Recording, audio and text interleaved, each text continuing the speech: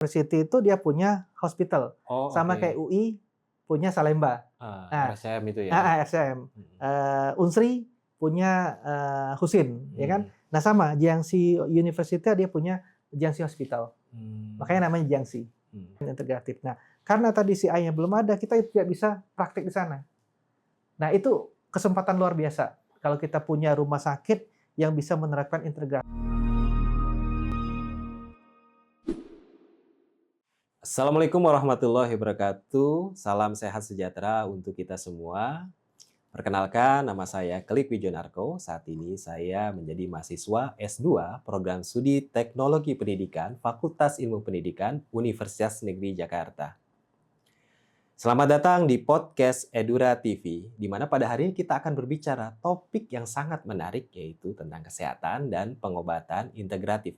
Nah, di hadapan saya sudah hadir Bapak RM Alfian, BRM, STRKes, STMSI, yang saat ini mungkin dalam waktu dekat akan bertambah lagi gelarnya dengan Sarjana Dharma Usada dari Institut Nalanda dan juga Bachelor Medicine dari Jiangxi University, China. Nah, mungkin saya sapa dulu ya. Halo Pak Alfian, Halo Pak Klik, bagaimana kabarnya? alhamdulillah luar biasa. Selamat datang di podcast Edura TV. Terima kasih. Nah, ini Pak Alfian dan saya ini sebenarnya sudah berkawan lama, sudah 14 tahun. Yang saya kenal saat ini beliau sebagai praktisi dan juga akademisi dalam bidang kesehatan. Nah, mungkin pertama-tama sebelum kita berbicara tentang topik yang sangat menarik, mungkin kita perlu tahu nih seperti apa sih latar belakang pendidikan dan juga pengalaman Pak Alfian. Baik, terima kasih Pak Klik. Ya, saya menyapa dulu. Selamat siang, Edura TV yang sering menayangkan berita-berita menarik ya. Selamat siang bagi pemirsa yang selalu aktif mendengarkan Edura TV. Sedikit saya akan menginformasikan tentang latar belakang saya. Ya, saya sebagai praktisi pengobatan dan saya sudah praktek selama 14 tahun ya. Dan saya juga akademisi ya. Saya punya Rumah Sehat Alfian ya, di mana Rumah Sehat Alfian itu pengobatannya secara tradisional dan saat ini saya sedang mengambil untuk ke integratif ya. Integratif itu modern dan tradisional ya, tapi kita akan terapkan di sini tradisional. Dan saya selama ini kuliah ya S1 di Palembang dan S2 saya di Herbal Medic UI ya. Saat ini juga saya sebelumnya saya ngambil fisioterapi D4 di Binawan. Dan saat ini saya mengambil double degree di Institut Nalanda dan Jiangxi University, dan saya mengikuti short course Jiangxi dan Zhejiang ya, seperti ini. Ada S2 herbal saya ya, Medik UI, dan ada sertifikat dari Jiangxi University dan ada Zhejiang, dan ada juga sertifikat uji kompetensi saya sebagai master penguji ya. Jadi di Batra Ramuan saya adalah master penguji karena saya ya dipercayakan untuk membidangi itu tersebut ya. Dan saya juga saat ini ya prakteknya juga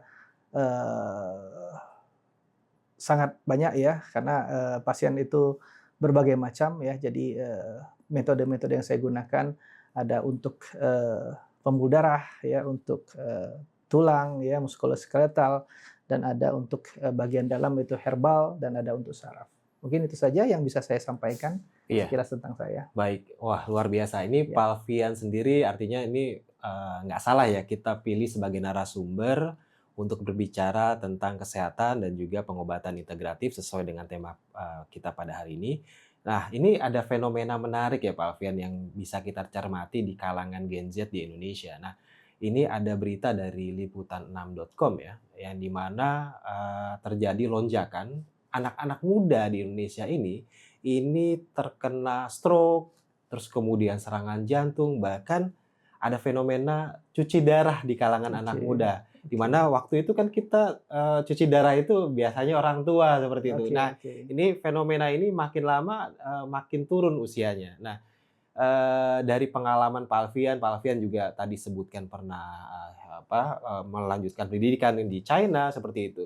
Nah, dari fenomena-fenomena yang ada terjadi di Indonesia ini sih, bagaimana sih pandangan dari Pak Alfian, dan bagaimana sih dari studi empiris dari pengalaman Pak Alfian selama berada di China?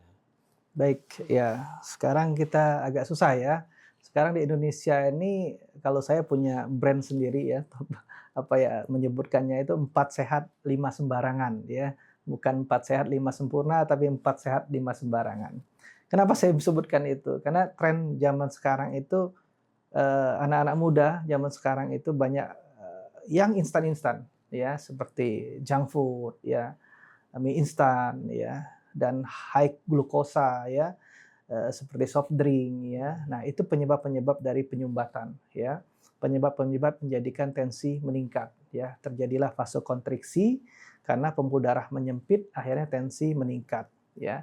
Ada lagi karena sumbatan ya, sumbatan seperti makanan-makanan yang berlemak ya, terus juga minuman yang tinggi gula ya. Kalau kita lihat soft drink itu satu botol, tapi mungkin kita rebus gulanya bisa separuhnya.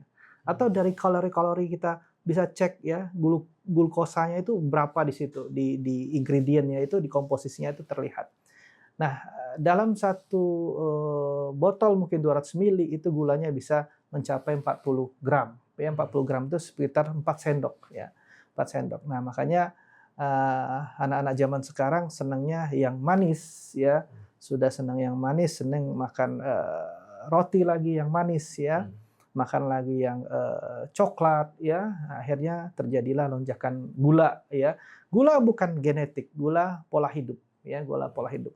Yang biasanya zaman dulu ya, mungkin nenek-nenek kita atau orang tua yang kena gula ya karena proses degeneratif. Nah, saat ini anak muda yang terkena degeneratif ya, akhirnya penyumbatan itu akan menyumbat arteri jantung ya, menyumbat arteri karotis jadi stroke ya, kalau jantung jadi koroner ya, menyumbat lagi arteri renalis ya, akhirnya menjadilah ginjalnya bermasalah ya, akhirnya terjadilah degeneratif, penurunan fungsi ginjal ya, akhirnya terjadilah cuci darah ya, fungsi ginjalnya menurun. Nah, itulah fenomena zaman sekarang di Indonesia ya, kebanyakan ya. Nah, saya lihat, saya meng-compare ya, karena saya kuliah di Jiangxi University, saya di rumah sakit ya, saya Jiangxi Hospital, itu kita melihat anak-anak muda di sana, mereka itu hard worker ya. Hard worker ya? Iya, hard worker, kerja keras, dan mereka itu budidaya jalan ya. Mereka pakai subway, mereka jalan.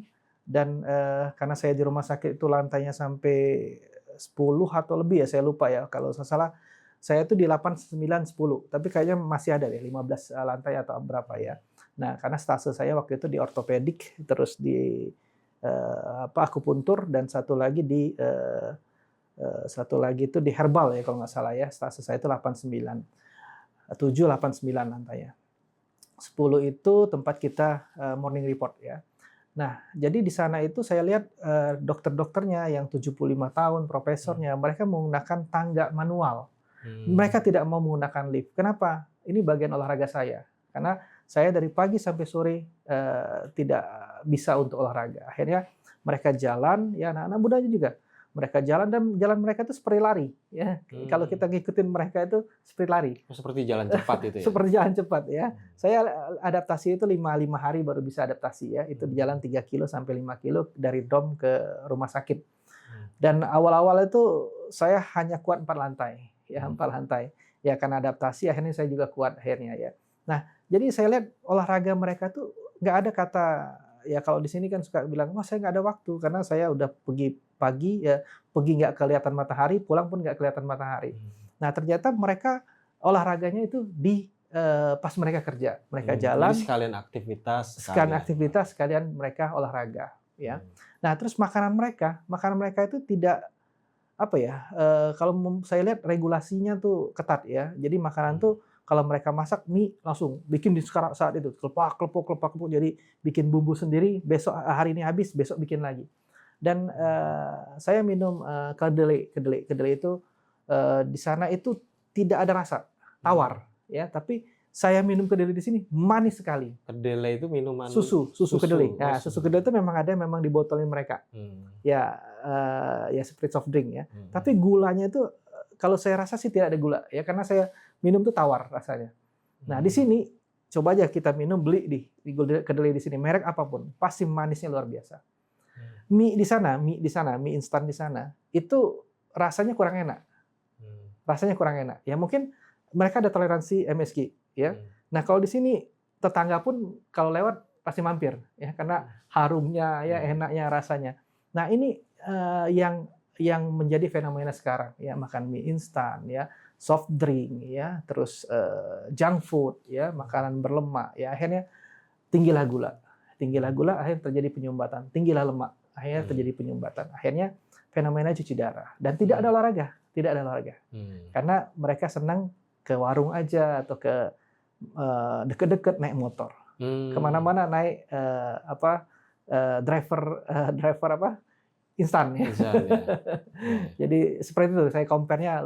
Jadi rata-rata di sana itu sekarang umur mereka bertahan 90 tahun di Cina itu. 90 tahun ya. 90 tahun rata-rata. Dan mereka slim-slim ya. Saya juga malu kalau ke sana. Karena pas saya jalan, waduh, body saya luar biasa ya. Jadi berbeda di sana ya. Oh gitu ya. Oh jadi berarti ini fenomena ini kan terjadi habit ya di sana ya. Habit. Bahwa mereka itu sekaligus aktivitas sekaligus olahraga ya. Benar. Dan mereka juga makan itu, misalnya mereka saat musim dingin, mereka makan yang hangat. Saat dia hangat, mereka makan yang dingin. Dan mereka ada cara makan, ada waktunya makan, ya. Jadi misalnya mereka mau makan, ada sayur, ada daging, ada nasi. Nah, mereka makan sayur dulu.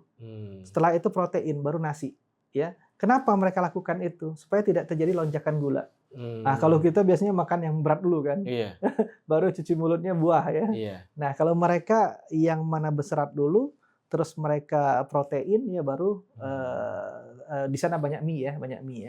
Dan mereka sering makan mie, makanya mie sehat-sehat ya. Tiap hari makan mie. Oh, ya. Karena mie-nya itu memang dibuat senatural mungkin ya. Iya. Nah, berarti di sana ada apa namanya untuk regulasinya itu sangat ketat ya? Kemungkinan. Karena saya juga belum tahu regulasi di sana, tapi kemungkinan karena semua yang saya coba makanan di sana seperti itu.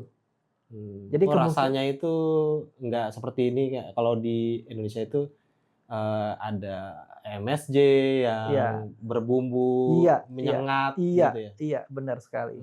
Jadi pewarna buatan. Ya, kalau di sini kan banyak kita, nah kayak di sana ada minuman ya, soft drink juga, ya mereka buah-buah asli. Ya, jadi yang di sini juga terkenal ya, yang suwe-suwe ya. Nah itu di sana itu mereka memang benar-benar buah. Ya, jadi bukan dia pakai sirup atau apa. Nah ada mungkin sirup tapi tidak banyak ya. Karena saya rasakan memang benar-benar buah rasanya. Ya itu. Jadi mereka tuh memang natural, senatural mungkin ya. Iya. Tadi kan disebutkan bahwa usia di sana itu berarti kan hampir 90 tahun rata-rata ya. Rata-rata. Nah, itu berarti ada hubungannya dengan bagaimana sih survive di usia-usia seperti itu gitu ya. Nah, mungkin kalau sekarang bagaimana sih ini apakah ada ilmunya nggak sih kalau tentang bagaimana sih bagaimana kita punya bisa survive di usia seperti itu gitu. Iya. Jadi artinya ini kan bicara tentang kesehatan, bagaimana tetap sehat di usia senja seperti itu. Iya pasti ada ya. Karena mereka itu sudah pengobatan tuh udah mungkin ya zaman dulu ya Kaisar Kuning ya. Jadi sudah 2000 tahun ya sebelum Masehi ya. Jadi mereka sudah menerapkan makanan-makanan yang sehat ya, dan mereka juga tidak hanya body ya, tidak hanya tubuh yang diobatin ya. Kalau kita ini kan banyak kan simptom ya, diobatin sakit kepala makan obat sakit kepala, sakit mah makan obat mah ya. Nah, tapi di sana itu kombinasi. Jadi mereka pengobatan mereka itu menyeluruh ya, menyeluruh. Jadi kalau kita bilang namanya health cultivation. Ya, budidaya kesehatan. Dicatat nih pemirsa ya. Budidaya kesehatan ya. Budidaya atau kesehatan. survival atau kesintasan ya kalau kita bilang ya. Gitu. Ya. Oh, ini istilah yang perlu pemirsa ketahui ya, Bro. Ini Ini ada banyak yang belum tahu nih. ya, banyak yang belum Banyak tahu. yang belum tahu. Saya termasuk yang belum Ya, tahu nih. Maksudnya ya, ini kesintasan atau ya, health ya, cultivation ya, ini ya, ya.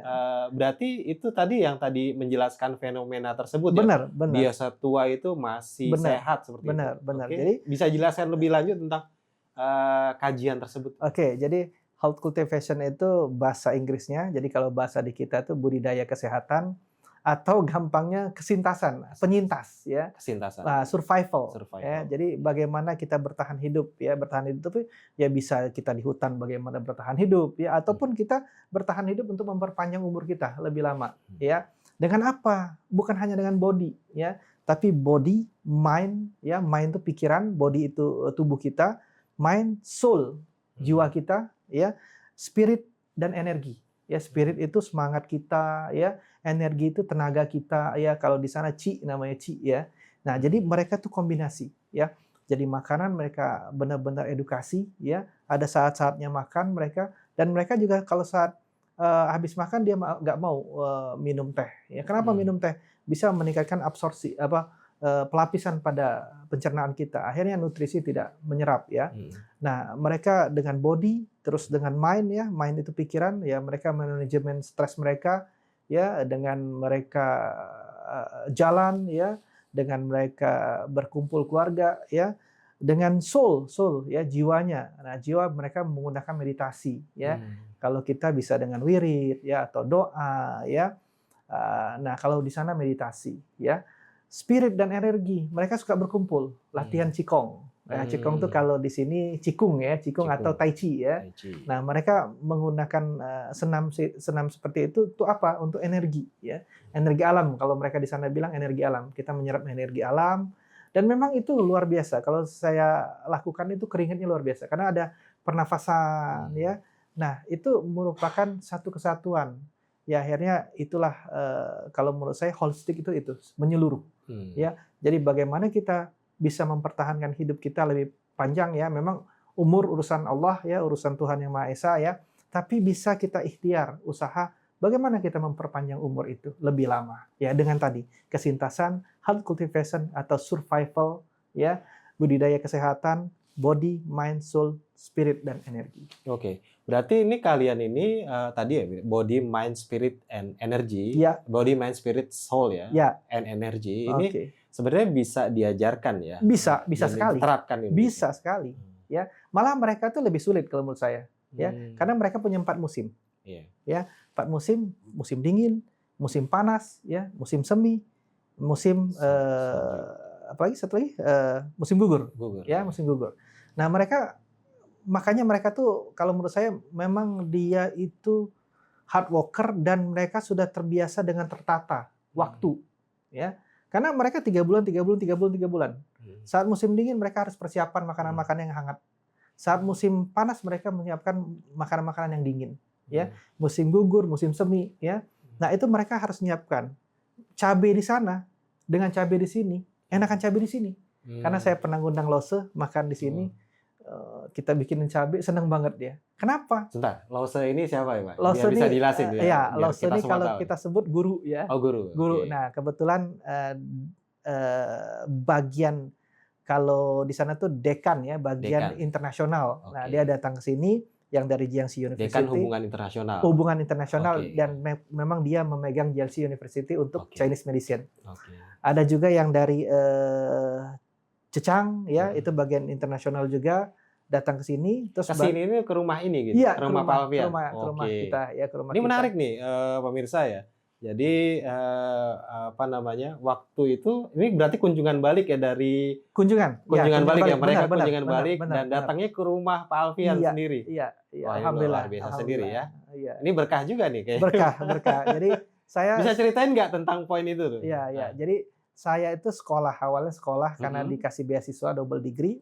Saya ke Jiangxi University. Nah, karena saya ngurusin teman-teman rombongan angkatan pertama, terus rombongan angkatan kedua, ya dari Institut Nalanda mempercayakan saya. Ya, Pak Alfian coba deh ikut kita kerjasama ke beberapa university ya. Saya diajak lah ya. Padahal saya orang baru di situ ya. Waktu itu baru hanya universitas itu saja atau ada beberapa tawaran? Ada beberapa tawaran. Ada beberapa Nah, tawaran. jadi nah ini ada hubungan dari Dr. Willy ya namanya. Dia banyak kenal ya. Akhirnya saya diajak juga. Oke, saya diajak. Akhirnya saya datanglah lagi ya karena saya sudah kuliah Jiangxi. Saya datang lagi resmi.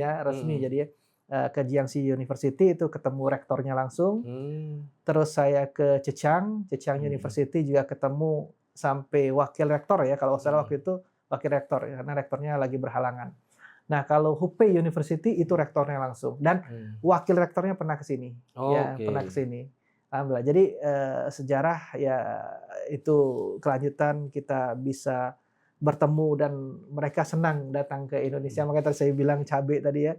Nah, kenapa cabai di sana tuh mungkin kurang enak dirasakan dia karena umurnya 3 bulan kan. Mereka kan 4 musim ya. Jadi mereka percepat pertumbuhan cabai itu ya dengan teknologi. Nah, kalau sini kita umurnya panjang ya kan. Cabai itu benar-benar matang, benar-benar tumbuh dengan sempurna. Ya, kalau di sana dipercepat ya. Makanya tadi saya ngomong cabai ya. Nah, makanya mereka itu lebih kalau saya lihat ya bukan saya karena saya ke sana ya. Jadi mereka hidupnya lebih teratur. Ya, lebih teratur ya makanya tadi mereka juga menerapkan body, mind, soul, spirit, energi ya. Untuk mereka lebih sehat ya karena mereka 4 musim dan mereka juga hard worker ya. Itu kalau saya lihat kemarin saya ya karena tadi jalan-jalan sudah ke 4 provinsi ya. Hubei, Zhejiang dan Jiangxi dan Hainan. Saya ke Hainan. Nah, saya tanya iseng-iseng nanya ya. Ya ternyata di sana tidak ada lagi orang yang di kolong jembatan. Ya, jadi taraf mereka sudah meningkat ya. Taraf mereka meningkat. Ya, mereka peduli dengan kesehatan ya. Jadi di sana tuh sedikitlah yang gemuk ya kalau saya lihat ya. Ya slim semua karena mereka jalan. Ya, anak-anak mudanya sudah jadi habit. Berarti dari yang pengalaman di Principal Alfian itu sebenarnya konsep kesintasan atau health cultivation tadi itu sebenarnya bisa diterapkan di Indonesia. Bisa sekali. Ya, tadi menjawab pertanyaan tersebut ya. Malah lebih mudah. Ya kan mereka 4 musim, kita hanya musim 2, hujan dan panas. Lebih mudah. Ya. Jadi kita tidak perlu menyiapkan aturan yang susah ya. Karena kita lebih mudah dengan waktu musim ya. Kita mau apa aja ada di negara kita, apa aja ada. Herbal tersedia banyak. Nah, malah yang di Cina tuh namanya senjang ya, jahe itu ada di kita ya. Terus apalagi ganjang ya, itu kayu manis ada di kita. Ada semua di kita ya. Oh, justru lebih lengkap ya untuk pengobatan tradisional ramuan Indonesia. Lebih lengkap. Kalau saya lebih lengkap karena kita ini tropis. Jadi tumbuhan apapun hidup. Ya, cuman di sana mungkin karena regulasi pemerintahnya mereka boleh menggunakan hewan. Ya, hewan untuk obat ya seperti kalajengking, ular ya, kecoa itu dibuat obat ya. Nah, di sana mungkin regulasinya berbeda. Nah, kalau kita kan yang beracun nggak boleh. Makanya di kita tuh pasti ada toksisitas. Ya namanya kita belajar toksisitas. Sebelum kita uji efikasi. Efikasi itu uji manfaat. Ya. Jadi sebelum kita uji manfaat, kita harus tahu toksisitas di herbal ini.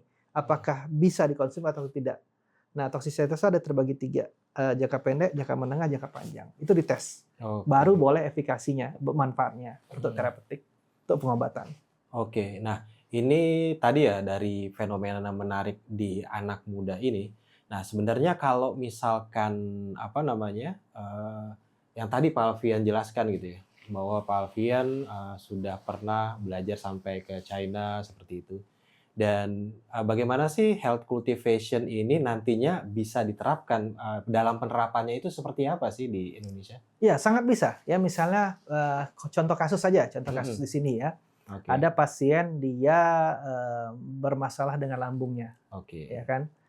Kita obatin bodinya, ya, karena dia sudah ada BAB-nya berdarah, ya, hitam, ya, berarti ada luka, ya, ada luka di pencernaannya, ya. Bodinya kita obatin, ya, kita kasih herbal, ya, untuk lukanya itu, ya, untuk menurunkan asam lambungnya, untuk lukanya kita obatin, ya. Nah, tapi selain bodinya, orang-orang masalah MAH ini, masalah gastritis, masalah lambung ya atau ulkus ya, itu pasti mengalami ada stres. Ya, stres itu ya kadang nggak disadarin ya, tapi dia merasakan asam lambungnya naik, stres ya. Oke. Nah, selain body kita obatin mind pikirannya. Ya kan bisa kita terapkan kan? Yeah. Ya, mind-nya bisa kita terapkan. Kan health cultivation tadi body, mind, soul, spirit, energi. Okay. Mind-nya kita bisa terapkan. Kita ajak mereka berpikir untuk kalau ada masalah sholat 2 rakaat. Ya, ada masalah cari komunitas untuk menghibur diri atau dia bisa masak atau dia senangnya bertanaman ya. Bergabung dengan komunitas ya, ngobrol ya. Nah, akhirnya asam lambungnya akan turun. Ya, komunitas yang positif ya Pak ya. Positif dong Iya, ya. Soalnya ada komunitas saling mendukung, yang saling mendukung. Yang saling mendukung lah ya. Saling mendukung. Nah, cari tuh pemirsa. Ya, body, mind, soul, jiwanya ya dengan dia sering berdoa, ya, sholat, itu kan kadang-kadang kita lebih tenang kan. Makanya kita ada pengajian atau ada semacam dengar radio tentang siraman rohani ya. Itu kan membuat kita tenang. Seperti HP lah. HP kalau nggak dicas dia habis kan. Nah, iman kita juga harus dicas. Ya, seperti itu. Dengan apa? Ya dengan tadi pendekatan secara Islami ya. Boleh kita dengar radio yang secara Islami atau kita ngumpul bareng-bareng teman sering mendengarkan ceramah ya. Itu kan jiwa kita lebih tenang. Ya. Nah, terus yang keempat kalau mereka energi ya, spirit ya, dengan membantu komunitas tadi, keluarga dia ya, membuat dia semangat. Ya, dan di sana ada namanya olahraga pernafasan. Nah, itu pun juga bisa kita nggak perlu kita harus kita ikut, tapi kita bisa sendiri ya. Olah pernafasan itu kan boleh kita mengembangkan torakal kita ya, mengembangkan paru-paru kita dengan kita angkat, tarik nafas, terus turunkan, tahan dulu, pelan. Nah, itu kita rileks. Samping rileks, paru-paru kita mengembang. Ya, paru-paru kita mengembang. Nah, jadi body, mind, soul, spirit, energi. Nah, itulah pengobatan yang benar. Ya, jadi bisa kita terapkan. Orang sakit mah kan kalau kita hanya memberikan simptom atau obat aja, mereka akan kambuh lagi, pasti itu. Ya, apalagi yang preventif tadi, ya pereventif yang seperti anak-anak muda zaman sekarang, yang Gen Z sekarang ya. Nah, Gen Z sekarang itu kan mereka maunya cepat saji, ya. Apa-apa pesan, apa-apa order pesan, apa-apa malas untuk jalan. Mereka naik kalau sepeda masih oke lah ya, sepeda olahraga, tapi naik motor ya. Nah, itu bisa kita olah ya, kita misalnya kita terapkan dengan mereka edukasi ya, edukasi di keluarga, di masyarakat. Saya kalau di keluarga itu kalau anak saya beli permen atau beli mie ya, sekali-sekali kadang-kadang beli, makan racun kalian. Ini kan racun. Ya coba kalau permen ya, permen itu pewarna, pemanis, perasa, ya kan, pengawet, apalagi pengembang kan ya, pengembang. Ya ada semua kan. Ya sama mie instan, mending bikin kan. Itu MSG-nya banyak banget ya. Masa bumbu sedikit bisa enak, nggak masuk akal kan. Itu. Nah, itulah kita edukasi di keluarga dulu ya. Kalau kita bisa seperti ini, ada Edura, luar biasa. Ya luar biasa. Bisa kita edukasi masyarakat supaya apa? Menerapkan tadi health cultivation agar terhindar, preventif ya. Kita tuh ada 4 ya. Ada preventif, ada promosi ya. Promosi kesehatan seperti ini ya, kita edukasi ya. Preventif, kita ajak mereka ya usahakan makan yang alami, natural. Kembali ke alam lagi ya. Nah, dulu nenek-nenek kita kan umur lama-lama 1 tahun. Sekarang sudah masuk warung, udah deh turun semua umurnya ya. Nah, terus promosi, preventif, kuratif ya, pengobatan ya. Ya kalau sakit baru kita obatin. Nah, ada lagi satu lagi paliatif. Paliatif ini seperti health cultivation. Ya. Bagaimana kita mempertahankan hidup karena obat sudah tidak bisa lagi. Ya kan akhirnya kemana? Ke paliatif kan. Nah, kenapa paliatif kita terapkan sebelum kita sakit yang parah? Bisa kita terapkan kan? Oke. Oh, kita tadi ininya ya, bagaimana sih tadi preventifnya seperti itu. Iya. Sebenarnya kalau kemarin tadi Pak Alvin pernah sebutkan bahwa Pak Alvin pernah ke rumah sakit di Jiangxi ya. Oke. Nah, untuk apa namanya, di sana itu ngapain aja sih di sana gitu ya. Oke, oke. Nah, ini kan kita perlu tahu gitu, maksudnya, dalam apa yang Pak Alvin lakukan pada saat itu, yang denger-dengar katanya memang tadi ya, tadi kan ada bilang, ini ada kombinasi antara tradisional dan modern. Iya. Nah, apakah di rumah sakit tersebut, di rumah sakit Jiangxi ya, itu Mhm. menerapkan hal tersebut? Mungkin bisa cerita sedikit Iya, pengalamannya? iya. Jadi ini kebetulan jas ini adalah jas rumah sakit ya. Jadi jaket dokter di sana ya. Nah, ini saya Gitu gunakan ya. name tag saya juga. Jadi kalau kita ke rumah sakit kita harus pakai baju ini. Jadi kalau di sana Oke. dibilang kita dokter ya, Oh, dokter itu Chong kartu Yi. namanya juga ya, Ya, Bang? ini kartu namanya juga sana ya. Nah, ini Eee, kartu nama saya ya. oh, Chong Yi itu pengobat ya atau dokter. Karena oke. kita di sana western dan Chongyi ya? ya Oke. Chong Yi itu pengobat. Jadi kita tuh di sana western dan tradisional. Jadi Oke. saya di sana sebagai dokter karena Oke. saya sebagai koas di sana ya. Kita ada morning report ya, kita Mhm. ikut operasi, tapi kita tidak menangani operasi, kita hanya observasi ya. Kita ikut dalam ruang operasi, tapi Mhm. kita observasi. Nanti Oke. bisa dilihat foto-foto saya ya waktu saya Mhm. di ruang operasi juga ada. Nah, mereka itu misalnya kecelakaan, Mhm. fraktur ya. Kalau Mhm. frakturnya cuma green stick atau linear yang Mhm. mereka bisa lakukan dengan bandage ya. Mhm. Bandage itu apa? Penyangga, Penyangga ya? eksternal eksternal Iya. fiksasi misalnya. Mhm. Itu mereka lakukan. Jadi Mmm, mereka tuh minim operasi ya. oke. Dan mereka menerapkan herbal-herbal yang bisa mempromot tuh mempercepat pemulihan dari Oke. tulang yang patah ya, Mhm. terus mempercepat sirkulasi darah supaya penyembuhan lebih cepat ya. Oke. Nah, tapi kalau memang itu multiple fracture, jadi banyak yang patah ya. Mhm. Waktu itu ada satu pasien yang memang dia banyak patahnya Oh, sebentar, ya. ini Pak Alfian waktu ke sana itu, memang benar nemuin pasien gitu ya? Iya, kita kan ada stase-stasenya, Oh sama kayak gitu, di sini. oke. Dokter tuh ada stase-stasenya. Mhm. Jadi Mhm. karena kita koas itu, ya kita Mhm. langsung praktek di sana. Oh Jadi gitu. satu ruangan tuh ada bed-bed. Mmm. Jadi ada kamar kamar apa namanya, saya nggak bisa bahasa Mandarin nggak bisa ya, saya bahasa Hanja nggak bisa. Jadi ada kamar-kamar-kamar, nanti ada bednya. Nah, Mmm. bed itu pasien semua. Jadi Mmm. pasien tuh bukan ditangani dengan medis barat aja, Mmm. tapi di jarum akupuntur, di Oh moksa gitu, ya, oke. di situ. Nah, mereka juga ada herbal yang bisa intravena, jadi Mmm. masuk pembuluh darah sudah. Jadi mereka Mmm. canggih ya, herbal sudah bisa masuk pembuluh darah. Nah, Herbal masuk pembuluh pembuluh darah? darah, ya mereka Oh, sudah bisa intravena. sebentar ini menarik nih. Menarik, ya di kita belum, Oh gitu di ya? kita belum. Ya kita kebanyakan oral, topikal, ya kalau di sana Mmm. sudah bisa. Nah Mmm. makanya ada pasien tadi yang kembali ke pasien tadi, dia karena multiple fracture, jadi hip femoralnya itu patah, Mhm. ya, Mhm. terus di tibianya juga patah, terus fibulanya juga patah, ya, femurnya juga patah, ya, Mmm. pokoknya sebelah kanan tuh patah, ya. Mmm. Dia naik motorcycle itu kan nggak berbunyi, Iya, ya kan mereka listrik elektrik ya? semua, Iya, listrik iya. semua, sana listrik semua. Makanya kalau langitnya itu biru banget, ya, Mmm. karena polusinya sedikit, ya. Mhm. Nah, akhirnya ketabrak, ya mungkin nggak kedengeran atau gimana, plak, ya akhirnya patah. Nah, itu mereka cepat-cepat operasi, karena memang femoral head harus dioperasi, ya. Mmm. Nah, karena dia ada masalah pembengkakan, ya, terus juga numbness itu kesemutan baal, ya. Mhm. Nah, akhirnya yang lainnya di eksternal fiksasi. Nah, mereka tuh bagus.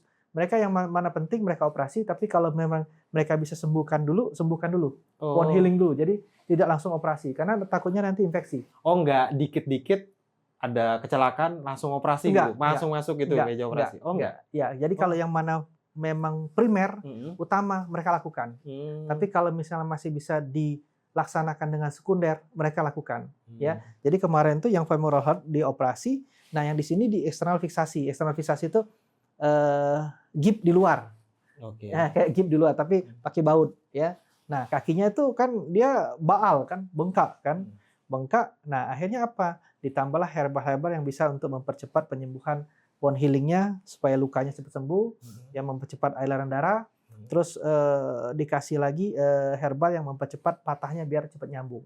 Mmm. Nah, selebihnya di akupuntur ya. Oke. Nah, di akupuntur, di moksa ya supaya moksa itu kan heat kan, panas. Panas itu kan mengalirkan aliran darah, membuka Mhm. pembuluh darah, ya kan. Oke, oke. Di moksa itu ada herbal namanya aye. Aye itu Aye. artemisin ya, Oke, artemisin oke, ya. oke. Nah, itu dipakai. Ada malah herbalnya masuk intravena yang tadi saya bilang ya. Jadi mereka menggunakan medis dan tradisional. Yang bisa medis, medis. Tapi kalau mereka bisa dengan tradisional, mereka lakukan tradisional. Tapi sebelumnya itu di-scan dulu itu. Oh iya. Maksudnya itu modernnya gitu ya? Modernnya. Jadi kita tuh ada morning report. Gitu ya? Jadi kalau kita kayak praktek di rumah sakit, itu kan ada morning report. Morning report tuh misalnya pasien si A dengan keluhan utamanya apa, keluhan penyertanya apa, segala macam apa, sudah diobatin apa, atau masuk jam berapa, itu kita morning report dulu. Oh, pasien ini mau operasi, berarti sudah ada MRI-nya, data MRI-nya sudah ada, malah 3D. 3D, mereka punya 3D malah. Ya, jadi nanti di situ ada perawat, ada dokter senior, ortopedi, anestesi. Nah, kita koas, kita di belakangnya, kita koas ya. Nah, itu kadang kita ditanya juga. Kita ditanya, jadi dites juga. Ya kayak saya waktu itu ikut operasi vagus. Vagus tuh operasi lututnya itu masuk ke dalam. Jadi kayak X. Nah, karena itu mungkin beban atau genetik saya juga nggak tanya, karena dia bisa bahasa Mandarin, saya nggak bisa kan. Saya bisa bahasa Inggris doang kan. Nah, dia nge-X ke dalam. Nah, itu ditayangkan dulu ya. Mau diapain nih gitu kan, ditanya kan. Nanti kita obatnya apa disiapkan segala macam ya, penanganannya apa ya, misalnya jarum segala macam atau cutternya ya untuk ini, terus ada nilnya atau misalnya apalagi baut skrup ya, ada platnya ya. Nah, itu semua disiapkan. Nah, setelah kita morning report sudah lengkap semua, nah baru kita ruang operasi ke bawah. Ruang operasi itu paling bawah lantai berapa saya lupa ya. Nah, itu kita ganti baju semua. Ganti baju itu steril harus. Baju-baju kita nggak boleh dipakai. Jadi kita sudah disiapkan baju untuk operasi. Ya, jadi baju operasi. Dan itu luar biasa, operasinya itu banyak ruangannya ya. Itu kayaknya ada 10 deh ruangan operasi itu. Jadi mereka cepat banget. Ya cepat banget. Dan mereka juga ronsen tuh berapa kali-kali. Jadi mereka tuh memang benar-benar, misalnya pas waktu saya operasi, mereka itu juga sadar, yang pasiennya sadar. Oh, pasien sadar. Pasiennya sadar. Jadi anestesi lokal. Oh, pasien sadar. Ya, pasien operasi sadar. Anestesi lokal. Ya? Anestesi lokal, pasiennya sadar ya. Jadi di black ya. Mereka... Jadi pas waktu nge-black dia bisa ngelihat ya? Bisa. Ya, tapi kan dia kan begini. Ya nggak bisa ngelihat begini ya. Itu kan ya dia bisa kan, dia sadar ya. Nah, tapi ya nggak rasa di sini kan. Nah, itu kita ngelilingin kan, kita rame. Nah, itu kan nggak ada perawat, dokter semua. Jadi dokter semua yang nanganin. Jadi perawat hanya mengantarkan di pintu, selesai, semua dokter. Jadi di situ ada dokter anestesi, ada dokter ortopedik, ada dokter bedah, ada residen, ada koas kita. Ya, udah ngebelek ya kan. Ada juga diketok-ketok ya kan. Nah, nanti dipasang baut, misalnya baut 1. Nah, baru di ronsen lagi, kita keluar. Nanti udah bagus. Masuk lagi baut 2, ronsen lagi. Ya. Masuk lagi plat, ya, udah bagus. Ronsen lagi. Sampai ada 6 kali kayaknya ronsen. Saya tanya juga, ini radiasinya gimana? Lose, saya bilang, dok gitu. Oh, ini aman karena kita lebih kecil radiasi kita. Karena alatnya sudah canggih ya, jadi minim radiasi. Kenapa kita lakukan itu? Karena supaya pasti. Ya, kalau kita nggak ronsen nanti nggak pasti. Pernah kejadian ada yang skrup yang nyentuh sarafnya. Jadi operasinya berhasil, skrup itu menyentuh sarafnya, akhirnya sakit terus. Akhirnya black lagi kan. Nah, dengan kejadian-kejadian sebelumnya mereka menerapkan itu. Jadi ronsen itu berkali-kali. Dan itu saya lihat cepat banget. 1 jam udah kelar, ya. 1 jam udah kelar, terus ada lagi ruang operasi lain. Wah, itu banyak banget, luar biasa. Canggih. Kalau saya lihat canggih banget. Gitu. Oh, jadi di sana memang itu di Jiangxi Hospital. Jadi Jiangxi University itu dia punya hospital. Sama kayak UI punya Salemba. RSCM itu ya. RSCM. Unsri punya Husin, ya kan? Nah, sama Jiangxi University dia punya Jiangxi Hospital. Makanya namanya Jiangxi.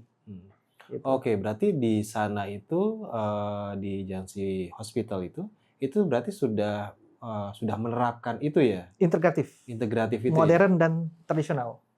Kalau di Indonesia itu seperti apa ya? Ada nggak ya yang integratif? Kalau saya kemarin baca-baca kan undang-undangnya ada ya, tapi saya belum tahu arahnya kemana ya.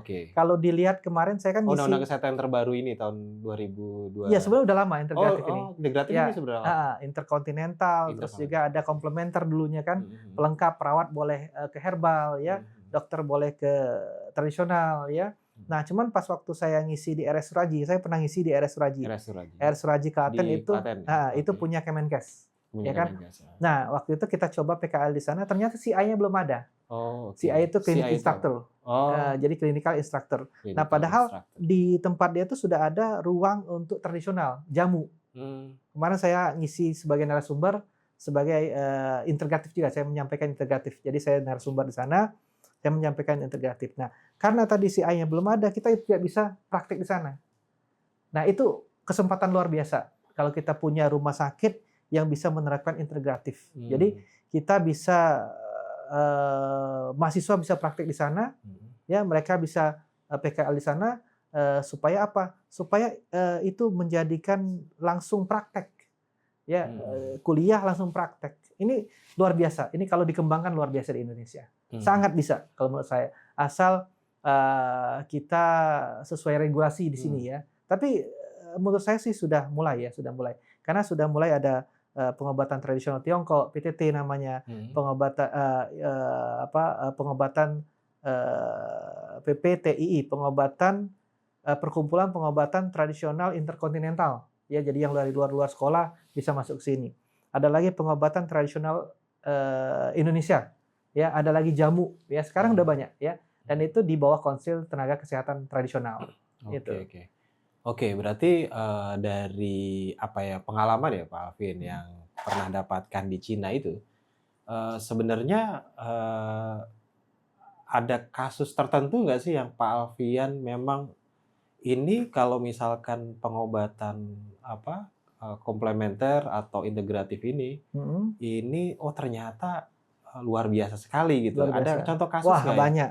Banyak. Sekarang ini kan banyak orang HNP ya, saraf penjepit. ya? HNP itu hernia nucleus pulposus. Oke. Jadi nama Indonesianya saraf penjepit. Saraf penjepit ya. Saraf penjepit ya. Orang lebih familiar. Lebih familiar saraf penjepit. Jadi kasus-kasus di sana tuh sangat banyak ya. Apalagi yang frozen shoulder, bel pasi itu banyak. Karena mereka ada dingin ya. Ada musim dingin, akhirnya bel pasi, mencong. Mencong ya. Bukan tangannya ya. Tapi stroke juga banyak ya. Ada frozen shoulder, nggak bisa ngangkat tangan. Ya, bahunya ke bahu. Ada lagi HNP. Karena mereka hard worker dan mereka mungkin ada yang cedera ya. Nah, tapi kalau saya lihat sih banyak penyakit itu di Indonesia juga sering dialami. Oh, banyak. Malah banyak kan Indonesia. Karena di Indonesia jarang gerak. Kalau di sana masih banyak gerak ya. Nah, kalau di sana tuh malah banyak yang terjadi bel pasi dan stroke sama frozen shoulder. Nah, kalau saya lihat malah banyak lah HNP di sini ya. Tapi setelah saya sebenarnya pengobatan HNP ini sudah lama ya, dari 2010 ya. Saya sudah praktek ya, tapi pas saya datang ke sana tuh ternyata luas banget ilmu. Luas banget ilmu. Mereka bisa menerapkan dengan pembenaran posisi ya, namanya di sana tuina. Tuina cengku namanya. Sama kayak di sini kiropraktik ya, fisioterapi. Saya belajar juga. Yang kretek-kretek itu. Nah, kretek-kretek yang zaman sekarang ya. Itu sebenarnya basicnya fisioterapi. Ya, sekarang aja terkenal. Padahal saya 2010 sudah melakukan itu ya. Sebenarnya ilmunya kiropraktik. Kiropraktik kalau di barat. Di barat. Nah, tapi kalau di Cina itu namanya tuina. Oh, itu tuina ada perbedaan cengku. Berarti. Sebenarnya kalau menurut saya kayaknya Cina duluan. Karena mereka sudah lama ya. Nah, mungkin diadaptasi dengan perbedaan-perbedaan. Sekarang kan juga ada pengobatan yang dari Cina ke Jepang udah namanya beda, ya kan? Saya lupa ya. Ada lagi kemana udah beda ya. Nah, kalau saya lihat tuina cengku itu sama banget sama. Dia ada tuina anmo ya, tuina anmo itu kayak pijat biasa. Ada tuina cengku yang kretek-kretek tadi yang fisioterapi ya. Dan saya waktu itu di bagian ortopedik. Jadi dokter satu itu memang ngerjakan itu aja. Ya, dia juga ada centau. Centau itu kayak obeng ya, besarnya kayak obeng dirobek ya. Untuk apa? Untuk merobek jaringan supaya dia inflamasinya itu berkurang, bikin inflamasi baru ya. Nah, ada lagi akupuntur sama moksa. Nah, sebenarnya itu diterapkan bisa di Indonesia ya, bisa banget ya. Dan itu banyak kasus saya yang pasien yang di YouTube saya ada ya, di TikTok saya ada, itu yang sudah miring-miring ya, akhirnya jalan sempurna. Dengan apa? Ya dengan kita benarkan postur. Padahal sudah ada MRI-nya itu prosesio. Prosesio itu grade kedua ya, ada disbulging, ada prosesio ya. Ada extrusio, ada squeeze ya di MRI itu ya. Nah, itu sudah prosesio ya, miring ya, ada MRI-nya. Nah, itu bisa kita benarkan sebenarnya. Oh, posisi ininya miring. Posisinya miring, bending ya kemana saya lupa. Bending C ke kanan ya kalau nggak salah ya. Tulang ininya. Tulang belakangnya. Tulang belakangnya tulang miring. belakang, miring. Nah, itu bisa kita luruskan dengan bodinya ya, bodinya kita luruskan, kita baru bantu dengan saraf pembenaran sarafnya, kita bantu dengan muscle ototnya ya, Mhm. kita bantu dengan herbal dari dalam. Nah, itu penerapan itu bisa dan saya Mhm. lakukan itu berhasil. Sebentar, tadi Pak Alfian sebutkan kalau dokter di sana itu memang dokternya bisa apa, ada dokter yang memang tadi belajar barat dan Mhm. belajar ilmu, Tiongkok seperti itu? Dan dokter di sana memang dua-dua. Oh, dua-dua? Dia belajar barat juga dan belajar juga tradisional. Oh, gitu. Pengantar mereka kalau ortopedi itu barat ya, tapi mereka hubungkan dengan misalnya sindrom ya, Mhm. misalnya dia HNP ya karena sindrom dingin ya. Mhm. Nah, terus kekakuan otot, ginjal yang bermasalah ya, kekakuan apa pada muscle otot ya. Mhm. Nah, itu blood stagnasi ya atau qi stagnasi. Nah, itu mereka hubungkan. Oke. Itu. Jadi barat dan tradisional memang bersatu. Oh, berarti ini kuncinya ada di pendidikannya ya berarti ya, Pak, ya? Iya Iya, artinya kan, dong. mereka dapat ilmu dari mana. Iya. Oke. Nah, itu kan pertanyaan selanjutnya nih, nanti Heeh. yang bisa diterapkan ya. Artinya apakah, penerapan pendidikan tadi ya, integratif ini bisa diterapkan di Indonesia? Bisa, sangat Oke. bisa. Tapi sebelum penjelasan lebih lanjut, mungkin, kita akan nantinya bahas lebih dalam nih ya, buat pemirsa ya. Karena ini menarik nih, tadi apa yang sudah disampaikan Pak Alfian, contoh studi kasus dan pengalaman tadi empiris selama di Cina. Nah, kuncinya adalah bagaimana menghasilkan tenaga kesehatan yang juga paham antara ilmu modern dan juga ilmu tradisional. Iya, setuju. Apalagi di Indonesia ini kan juga banyak pengobatan yang kita punya khasanah yang sangat luar Wah, biasa banyak. seperti itu. Budaya kita banyak. Mhm. Nah, bagi pemirsa yang memang penasaran, kita simak di episode selanjutnya bersama dengan Pak Alfian. Oke, mungkin itu saja dari saya untuk, episode pertama. Jadi pemirsa, tetap berada di podcast Edura TV, kita akan sambung lagi pembicaraan tentang kesehatan dan pengobatan integratif di episode selanjutnya. Terima kasih, saya Klik Wijonarko. Assalamualaikum warahmatullahi wabarakatuh. Salam sehat Waalaikumsalam. untuk kita semua.